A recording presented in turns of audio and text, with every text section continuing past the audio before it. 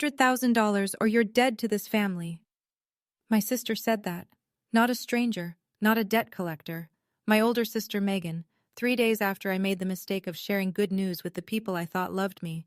By Sunday dinner, there were 7 people at that table. One of them was my lawyer. One was the pastor my mother invited to guilt me into compliance. And by the time we got to dessert, the person crying wasn't me. It was Megan. But she wasn't crying about money. Before I go on, please take a moment to like and subscribe, but only if this story genuinely speaks to you. Drop your location and local time in the comments. I love knowing where you're all watching from. I'm Thea. I'm 31. I'm an accountant from a small town outside Columbus, Ohio. Now let me take you back to a Tuesday evening in March, the night I picked up the phone and made the worst call of my life. I don't play the lottery. I want that on the record. I'm the kind of person who tracks every dollar in a spreadsheet and brings lunch to work in Tupperware. But that Tuesday, I stopped to fill up my tank at a speedway outside Westerville, and there was a Mega Millions sign on the counter, $2. I thought, why not? 4 days later, I'm sitting in my apartment staring at my phone screen, checking the numbers for the 3rd time. Then the 4th, then the 5th, $1.2 million. After taxes, about $740,000. Still enough to change my life. Enough to finally buy a house. Enough to stop renting. Enough to breathe. And the very first thing I did, before calling a financial advisor, before calling a lawyer, before doing anything a smart person would do, I called my mother. "Mom, you're not going to believe this," she screamed. She screamed. I could hear her pulling the phone away from her ear, shouting into the next room, "Gerald, Thea won the lottery! Thea won the lottery!" And for a moment I felt something I hadn't felt in years. I felt like I belonged to them again. Within an hour, Dad called. His voice was warm for the first time in months. "Proud of you, kid." 3 words I'd been chasing my whole life. Within 2 hours, Megan called, sweet as honey. "Oh my God, Thea, I'm so happy for you. We should celebrate. We should do a family dinner." Then she asked a question that seemed harmless at the time. "So, how much was it after taxes?" I told her. Because I trusted her. Because I was still stupid enough to believe that good news could just be good news in this family. For about 2 hours, I felt like I had a family again. That was the most expensive feeling of my life. Wednesday morning, not even 24 hours later. Mom called while I was at my desk at work. Casual voice, the kind she uses when she's about to ask for something but wants you to think it's your idea. "Honey, I've been meaning to tell you, the roof's been leaking again. The estimate came back at about $15,000. Wouldn't it be wonderful if we could finally get that fixed?" I said I'd think about it. Thursday, Dad called. No small talk. No, how are you? Just, "You know what your mother and I sacrificed. I worked double shifts so you could go to college." Here's the thing about that statement. It's not true. My father did work double shifts, but that money went to bills, to Megan's cheerleading gear, to a boat he sold 3 years later at a loss. My college was paid for with federal loans. Loans I'm still paying off at 31, but I didn't say that, not yet. Thursday night. Megan called again. The honey was gone. "Thea, I need $200,000. Todd and I are drowning. The credit cards, the mortgage, it's bad. You have the money. This is what family does." 200,000 out of 740. More than a quarter of everything I had. I told her I needed time to think. "What's there to think about?" I opened my mouth to answer, but she cut me off. "If you say no, don't bother showing up Sunday." She hung up. I sat in my apartment, lights off, phone still in my hand. 3 days ago, I was nobody to these people. I got one check, and suddenly the whole family had a claim on my life. I just didn't know yet how organized that claim was about to get. Friday morning, my phone buzzed with a text from a number I hadn't seen in months. Pastor David Patterson from Mom's church. "Thea, your mother reached out to me. She's concerned about you. Generosity is a blessing. I hope you'll pray on this. Call me anytime." So Mom had gone to the church. Of course she had. That's Donna Andrews' playbook. When guilt doesn't work at home, take it public. But that wasn't the worst part. Megan had been busy too. I started getting texts from extended family, people who normally only contacted me at Christmas. Aunt Diane. Hey, sweetie, Megan called. Everything okay? Uncle Bob. Heard there's some tension. Family's everything, Thea. And then, the one that actually made me sit down on the bathroom floor at work. Grandma Ruth, 81 years old, the woman who taught me to bake pies when I was 9. Her text read, I'm disappointed in you, sweetheart. Megan had gotten to her. Megan had called every single person in the family and told her version, the version where I was the villain. I checked my phone again, a notification from Facebook. Megan had posted in our family group, Pray for our family.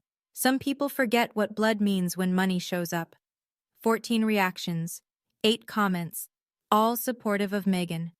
Then I thought about something practical, something that made my hands shake. I co-signed Dad's truck loan 2 years ago. If he stopped making payments, my credit score tanks. I can't buy a house with wrecked credit. Mom's savings account, the one I'm listed on as a co-holder from 2019 when she needed help setting it up. She can access that anytime.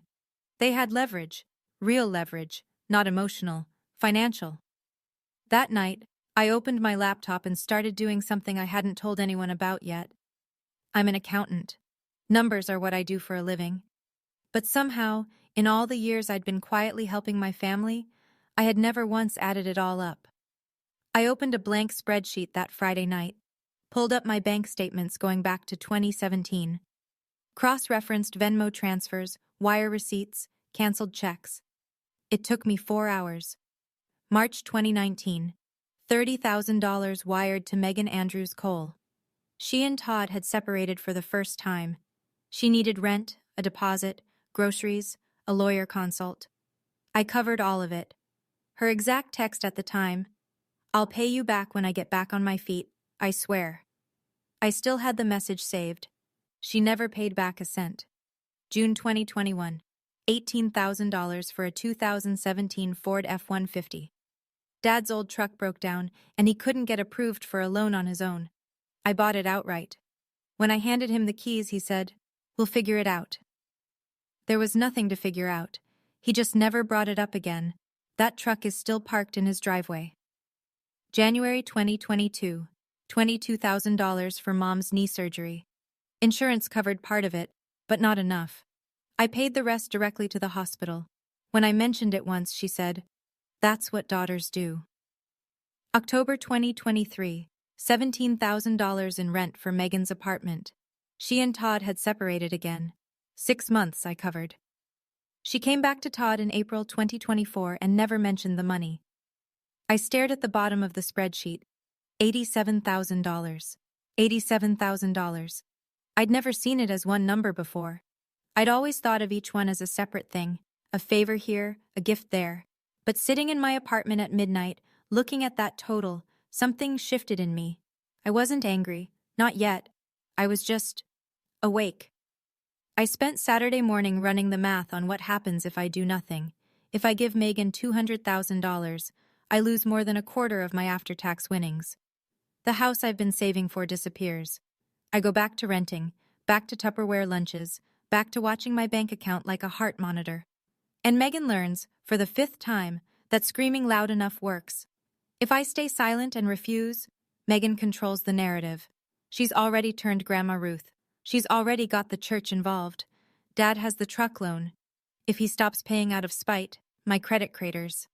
Mom has access to that joint savings account. They can squeeze me without ever raising their voices.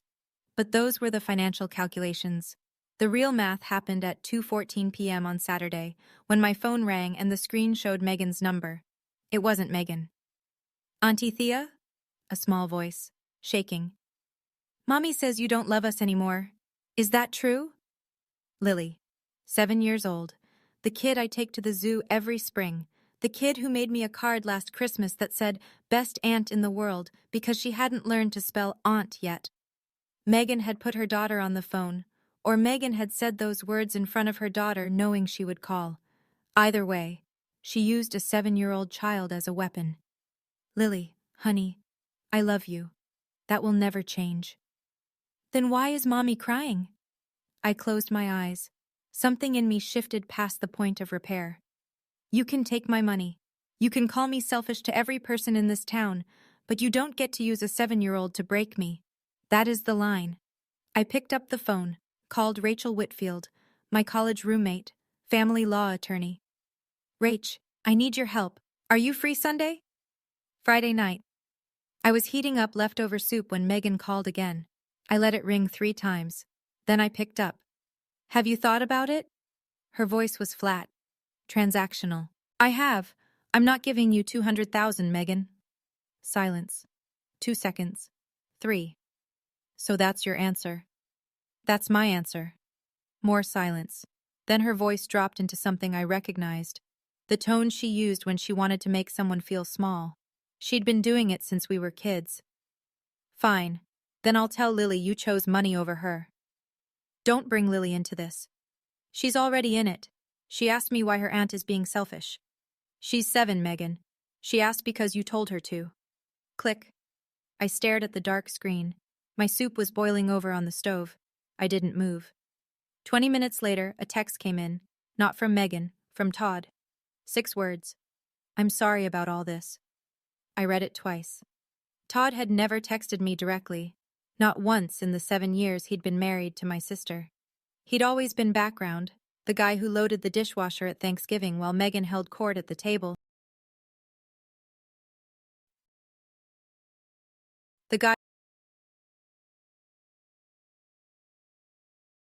nodded when Megan tottered into the garage. But here he was. Words, no context, no follow-up. I almost texted back. Instead, I saved the message and put the phone face down on the counter. I didn't know what Todd's text meant yet. But I filed it away in the same part of my brain where I file things that don't add up. Numbers that seem small at first, but end up mattering more than everything else on the spreadsheet. My soup had burned. I ate cereal instead. 7 a.m. The exact time because I was still holding my coffee when Dad's name lit up my screen. Gerald Andrews doesn't call before noon unless someone's dead or he's angry. No one was dead. You will give your sister what she asked for. No hello. No morning, kid. Just a command, delivered in the same voice he used when I was 12 and tracked mud on the carpet. Dad, that's not how this works. I didn't raise you to be this way. You didn't pay for my college, Dad. I did. Silence. The longest silence I'd ever heard from my father. Gerald Andrews always has something to say. He has opinions on everything. Football, politics, how his neighbors mow their lawn. But when I said that sentence, there was nothing. Just the sound of Fox News playing in the background. When he finally spoke, his voice was harder. Sunday dinner. Be there. And bring a better attitude. I'll be there, but I'm bringing something else. He hung up. I sat at my kitchen table and realized I was shaking. Not from fear, from the fact that I had just talked back to my father for the first time in 31 years, and the sky hadn't fallen. The earth didn't crack. I was still here, still breathing, still holding a cup of coffee that was going cold. I called Rachel. She picked up on the first ring. Are you sure about this? She asked. I've never been more sure. Then I'll be there at 4:30. Wear something comfortable. And Thea, don't let them see you sweat. I hung up and opened the spreadsheet one more time. 87,000. I printed it, every page. Then I put it all in a folder and set it by the front door. Okay, I need to pause here for a second. In my experience, moments like these, where your own father tells you that you owe him, those don't come from nowhere. He lost his job 5 years before this. He'd been sitting at home, watching his younger daughter become more financially stable than he ever was. I'm not excusing it, but I understand the wound underneath it. Now here's what I want to ask you.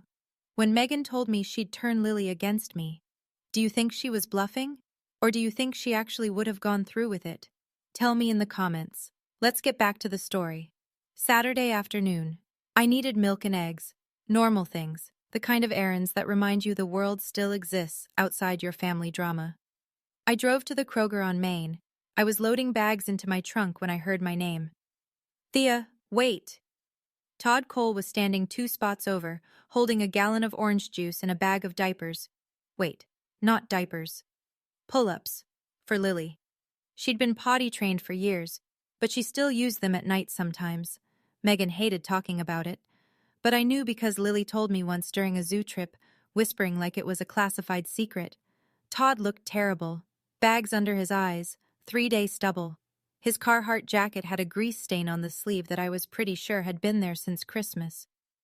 I didn't know about the phone call to Lily, he said. I found out last night. He shifted the juice to his other hand. I told her not to do that. She didn't listen. Then why are you still going along with this, Todd? He looked at the ground. His jaw tightened. Because I've got nowhere else to go. It was the most honest thing he'd ever said to me. Todd Cole, 37, plumber, father, husband, and trapped. Not by love, by logistics. He started walking toward his truck. Then he stopped, turned around. For what it's worth, you've been more than fair to this family. I just wanted you to know someone sees that. He climbed into his truck and pulled out of the lot.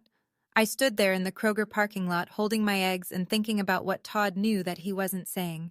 Because that man was carrying something heavier than a gallon of orange juice. He knew exactly how much his wife owed. And it wasn't just to me. Saturday night.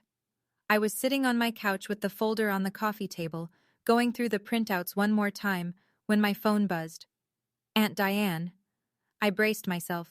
Megan had called her. This was probably the next wave. Megan called me yesterday, Diane said. Told me you're refusing to help the family. Diane, I didn't call to lecture you, sweetheart. I stopped.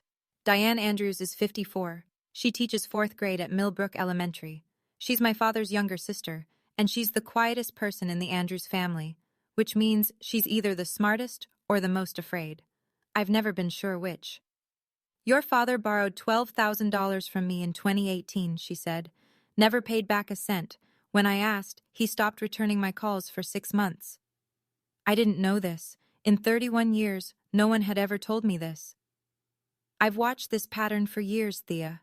You're not the first person Gerald and Donna have done this to. You're just the first one who might actually stand up. My throat tightened. Why didn't you ever say anything? Because he's my brother, and because until now, I didn't think anyone would believe me. She paused. I was invited to Sunday dinner. I'll be there. Diane, thank you. Don't thank me yet.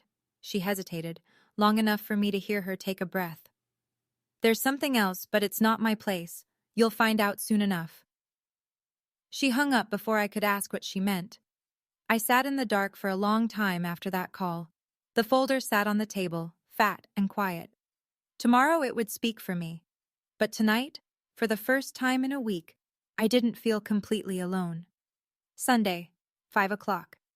The sky over the suburbs was that particular shade of gray-orange you only get in central Ohio in March. Like the weather can't decide if it's winter or spring, so it splits the difference and gives you nothing.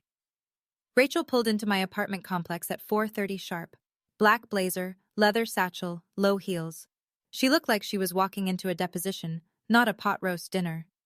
You ready? She asked. No, let's go. We took my car.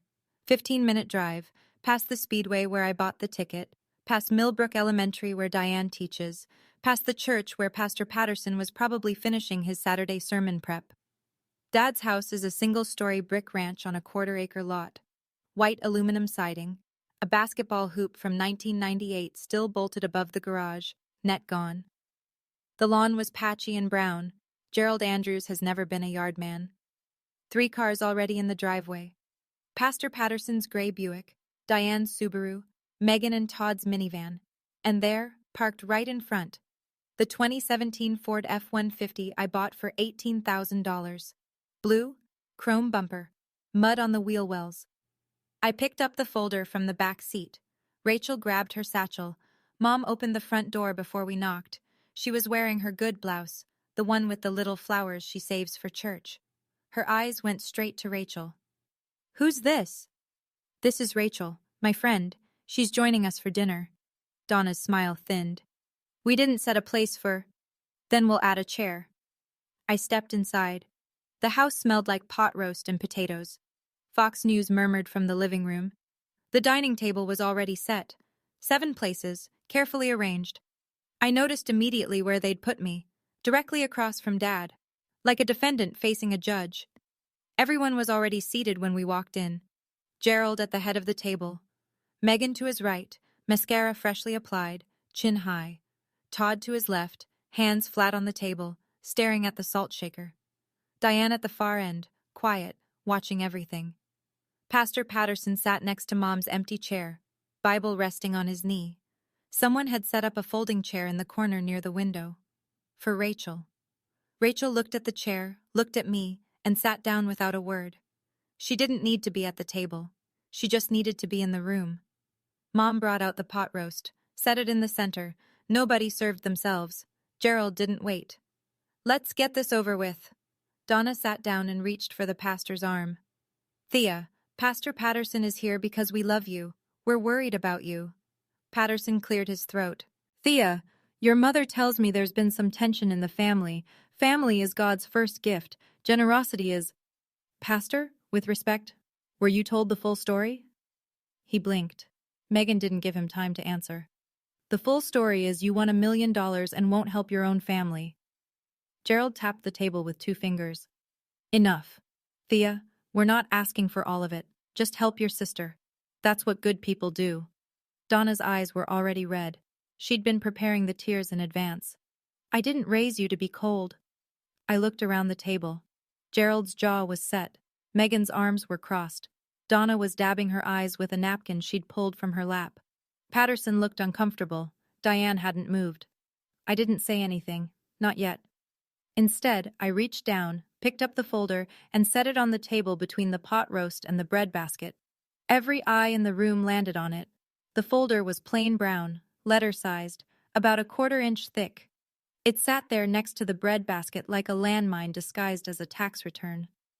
Before I open this, I said, I have one question. Nobody spoke. The pot roast was steaming. Fox News droned from the other room. Somewhere outside, a dog barked. I looked at Megan. How much do you think you've ever given me? Her eyebrows pulled together. What? In 31 years, how much money have you ever given me? A dollar amount. That's not the point, Thea. It's exactly the point. I turned to Gerald. Dad, same question. How much have you given me financially since I turned 18? He straightened in his chair. The vein in his temple that I've known my whole life, the one that shows up when he's cornered, pulsed once. We gave you a roof. We gave you food. We gave you life. I moved out at 18. I've been paying my own way since then. Loans, rent, everything. Donna's hand went to her chest. You're keeping score? Is that what this is? After everything we've done for you? I looked at my mother, the woman who used to braid my hair before school, who stayed up late making my Halloween costumes when I was little, who once, when I was 8, drove 30 miles to bring my forgotten science project to school. I love her. I want you to know that. I love her even now. No, Mom, I never kept score, but you forced me to count. I opened the folder. The room went silent in a way I'd never experienced in this house. This was a family that filled every second with noise, arguments, football games, opinions about the neighbors. But when those pages came out, the only sound was the creak of paper against paper. The first page was a printout of a bank wire confirmation, dated March 14, 2019, $30,000, sent from my account to Megan Andrews Cole. I read it the way I'd read a financial statement at work, calm, precise, no emotion. March 2019, $30,000 wired to Megan. Purpose, rent, security deposit, groceries, and a legal consultation during her first separation from Todd. Megan's chin lifted. That was a gift. I pulled the second page, a screenshot of a text message, the date and timestamp clearly visible. Megan's exact text, March 16, 2019. I'll pay you back when I get back on my feet, I swear. You never paid back a cent. Rachel stood from her folding chair, walked over, and placed a copy of the printout in front of Pastor Patterson. He looked at it the way a man looks at a letter he didn't expect to receive. I continued. October 2023. $17,000. 6 months' rent for Megan's apartment. Her second separation from Todd. Megan's face was changing. The defiance was still there, but something underneath it was shifting. The first crack in the wall. That was different. I was in a bad place. I know you were. And I helped. Your text from that period, here on page 4, reads, "I promise I'll make it up to you." You didn't. I set the pages down and looked at Pastor Patterson. He was reading the printout Rachel had given him, glasses low on his nose. He looked up at Donna, then back at the page. I watched his face carefully. This was a man who had walked into this house 40 minutes ago, believing he was there to counsel a selfish daughter. He was now reading proof that the story he'd been told was missing about 60 pages. He didn't say anything yet, but his jaw tightened. I turned to the next section of the folder. June 2021, $18,000. A 2017 Ford F-150 for Gerald Andrews. I looked at my father. He was gripping the edge of the table with both hands. "Dad, have you made a single payment back?" He didn't answer. The vein in his temple was throbbing again. The truck, his truck, the one he drove to the hardware store, and the barber and the VFW haul every week, was sitting right outside in the driveway. Everyone at the table could see it through the window. I moved to the next page. January 2022, $22,000. Mom's knee surgery. Insurance covered a portion. I paid the remaining balance directly to the hospital. Donna's face crumpled. "I'm your mother. That's what children do." "Then what do parents do, Mom?" No answer. Just the sound of Donna folding and unfolding her napkin. Total across 8 years. I laid the final summary page flat on the table. The number was printed in bold at the bottom. Simple, clean, no commentary. $87,000. That is what this family owes me, not the other way around. I closed the folder, didn't slam it, didn't raise my voice, just pressed the cover shut and set my hands flat on either side of it. Diane spoke first. She'd been silent for the entire dinner, and when her voice came, it cut through the room like cold air through an open door. $87,000, Gerald. She looked at her brother. "And you're sitting here demanding more?" Gerald's eyes snapped to Diane. For a moment I thought he was going to shout, but he didn't. He just looked at her, his little sister, and for the first time I saw something in my father's face that I'd never seen before. He looked caught. Pastor Patterson took off his glasses, set them on the table next to the printout, rubbed the bridge of his nose. He'd been quiet for the entire reveal. I could feel the room waiting for him, Donna especially.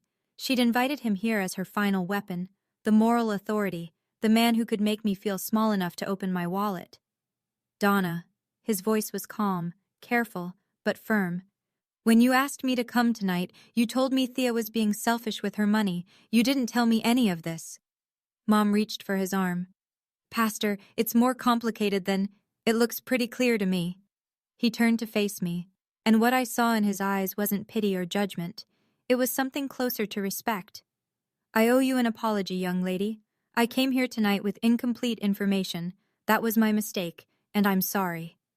Megan slammed her palm on the table. "This is private family business. She had no right to bring a lawyer and spreadsheets to a dinner table." I didn't raise my voice. "You made it public when you posted on Facebook, Megan. You made it public when Mom called the pastor.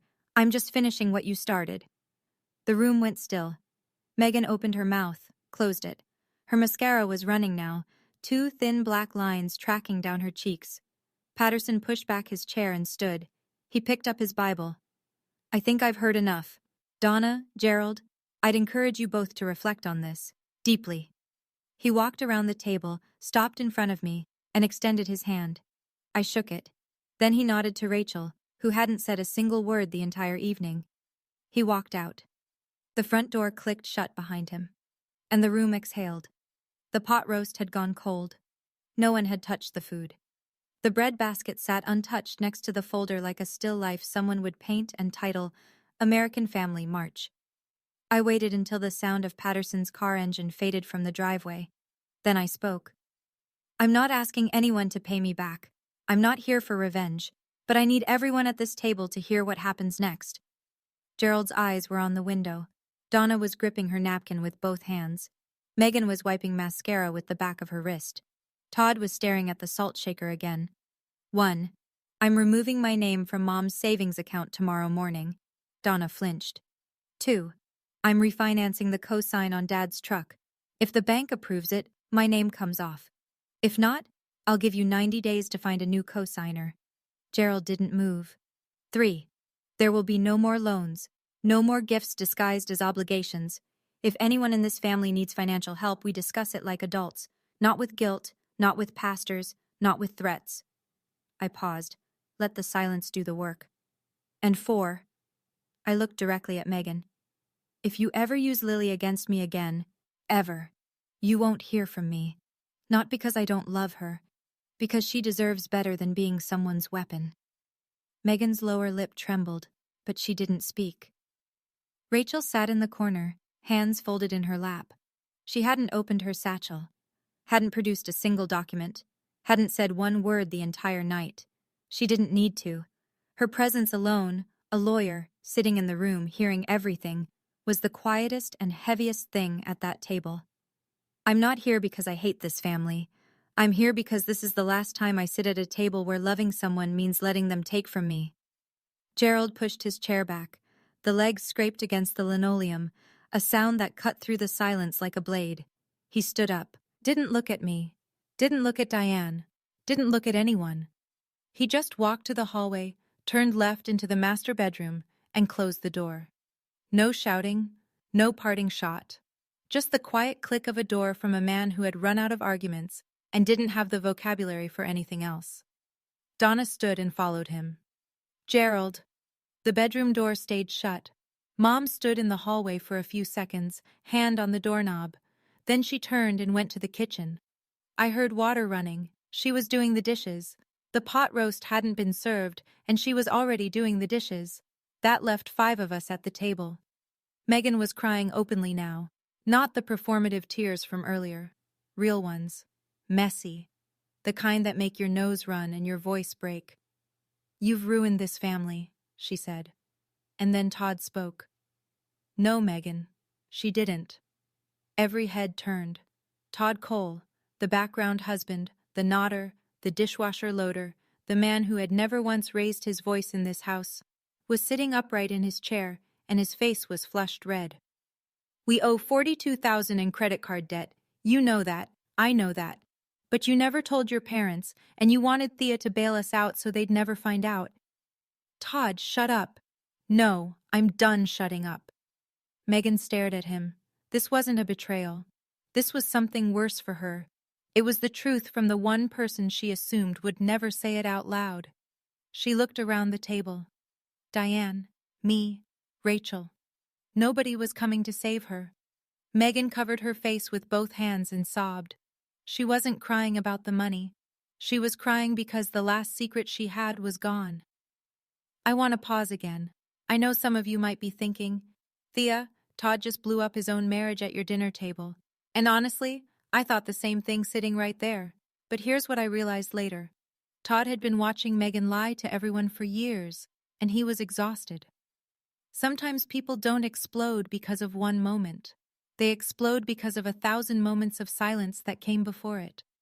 So here's my question. Do you think Todd was right to say that at the table? Or should he have told Megan privately first? Drop your take in the comments. Okay, back to the dinner. Monday morning, 9:15 a.m. I walked into First Federal Credit Union on Broad Street and asked to remove my name from a joint savings account.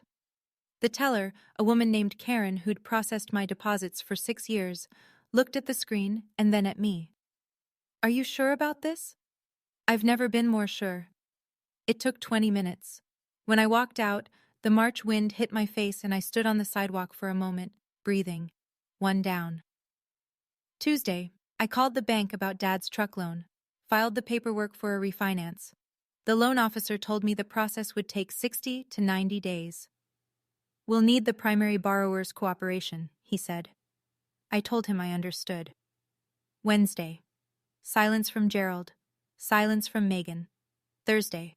Donna called. I picked up because she's my mother, and some instincts don't die in a week. You've torn this family apart, Thea. I set a boundary, Mom. That's different. She hung up. Friday. A letter arrived. Not an email, not a text. A handwritten letter in a shaky cursive I recognized immediately. Grandma Ruth. Dear Thea, I only heard one side. I'm sorry I judged you. Your grandfather would have been proud of you. Come see me when you're ready. Love, Grandma. I sat at my kitchen table and cried for the first time all week. Not because of the apology, because it meant someone in my family could hear the truth and change their mind. That weekend, Diane called. I want you to know something. Gerald borrowed $8,000 from your grandmother in 2020. She never told anyone. He never paid it back. I closed my eyes. The number didn't surprise me. The pattern did. You're not the only one, Thea. You're just the bravest. 2 weeks after Sunday dinner, Diane told me that Megan and Todd had started marriage counseling. I didn't ask for details. It wasn't my business. But Diane offered one. Todd told the counselor everything. The debt, the phone call with Lily, all of it. I felt something complicated when I heard that. Not satisfaction, not sadness exactly, just the heaviness of knowing that one dinner had cracked open more than I intended. Todd called me once, brief, direct. I should have spoken up years ago. I'm sorry I didn't. You spoke up when it mattered, Todd. He was quiet for a second. Then, Lily misses you. I miss her too. That was the whole conversation. Megan didn't call. Not a text, not an email, not a smoke signal. But 3 weeks after the dinner, something happened that I wasn't expecting. My phone buzzed at 8:42 p.m. on a Thursday. Megan's number. I opened the text and my chest tightened. I miss you, Aunt Thea. Can I come over? Love, Lily. The spelling, the lowercase letters, the fact that aunt was still spelled aunt. This wasn't Megan. This was a 7-year-old who had figured out how to open her mother's phone. I called Rachel. My voice was shaking. Can Megan legally stop me from seeing Lily? Rachel sighed. In Ohio, aunts don't have formal custody or visitation rights, but you're not in a custody dispute. You can reach out through Todd. I texted Todd that night. Simple. Tell Lily I love her. I'll always love her. He wrote back in 2 minutes. She knows. She told me she sent you a text on Megan's phone. Megan doesn't know. A 7-year-old girl sneaking her mother's phone to tell her aunt she missed her. That child knows who actually loves her. Kids always do. Here's the thing about small towns outside Columbus. Everyone goes to the same 3 places: the Kroger, the Speedway, and church. And in a town like ours, information doesn't need the internet. It has casserole drop-offs and post-church parking lot conversations. Pastor Patterson didn't tell anyone the details. He's a man of discretion, and I respect that. But the following Sunday, he gave a sermon. The topic? The sin of using generosity as a weapon. He didn't name anyone. He didn't have to. Donna was sitting in the 3rd pew. By the time Patterson reached his second point, something about how true giving doesn't come with a leash, Donna stood up, grabbed her purse, and walked out. Diane told me this later. She said the pew creaked when Mom got up, and nobody looked at her, but everybody watched her leave. In the weeks that followed, the phones started ringing. But this time, they were ringing for me. Uncle Bob called. I didn't know the full picture, Thea. I'm sorry I took sides before I had the facts. 2 cousins texted. One aunt sent a card. Not everyone, not a parade. But enough. Megan quietly deleted her Facebook post. The one about praying for the family. The one with 14 reactions. It just disappeared one afternoon, like it never existed. But screenshots live forever, and I knew at least 3 family members had already seen the original. Gerald still didn't call. Not a word. Donna called Diane twice, but not to apologize. To complain. Thea humiliated us in our own home, she told Diane.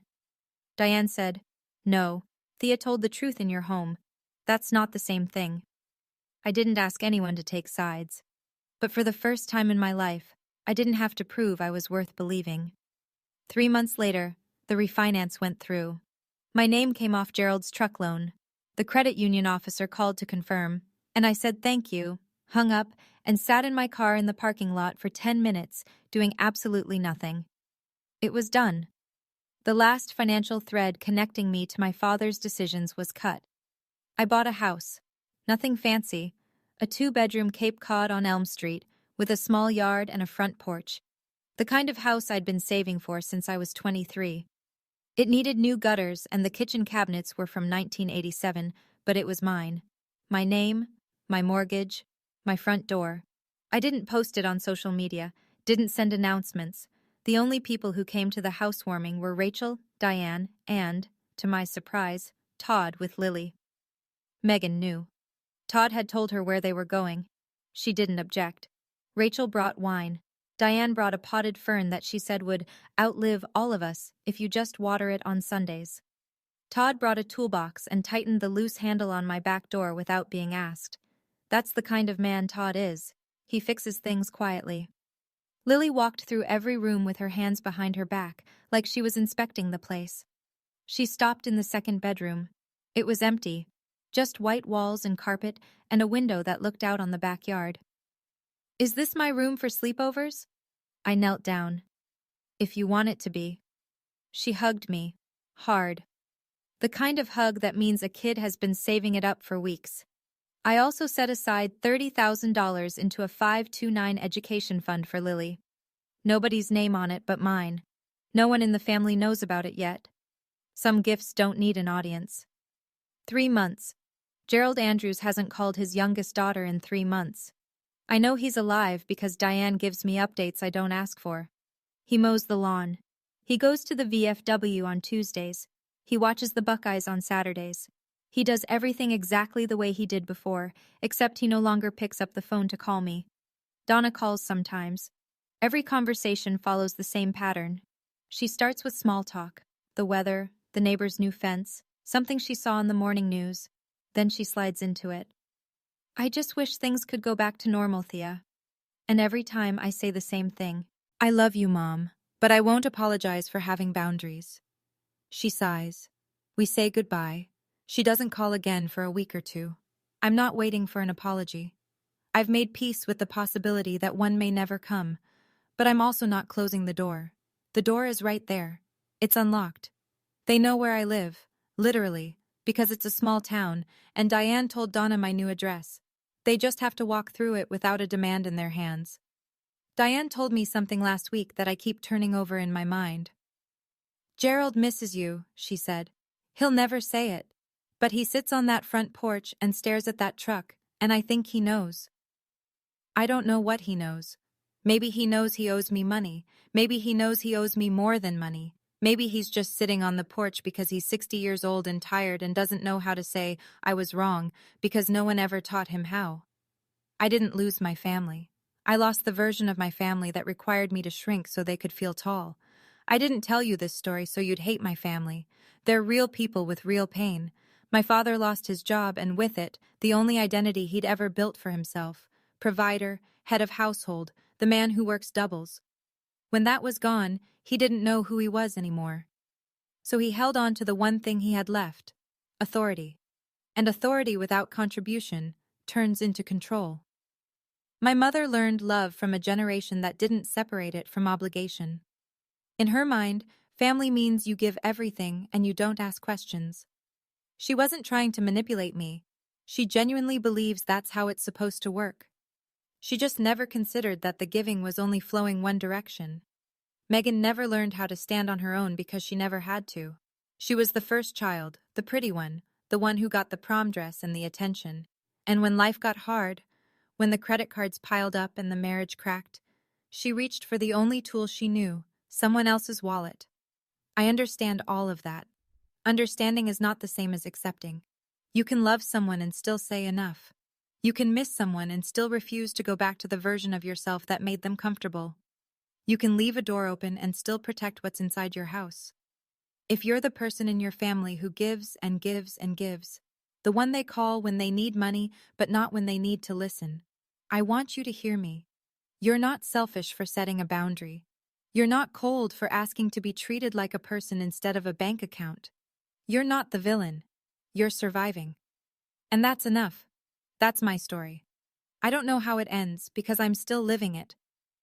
Maybe Gerald will call one day. Maybe he won't. But I know that the version of me who sat at that dinner table, calm, prepared, and done apologizing for existing,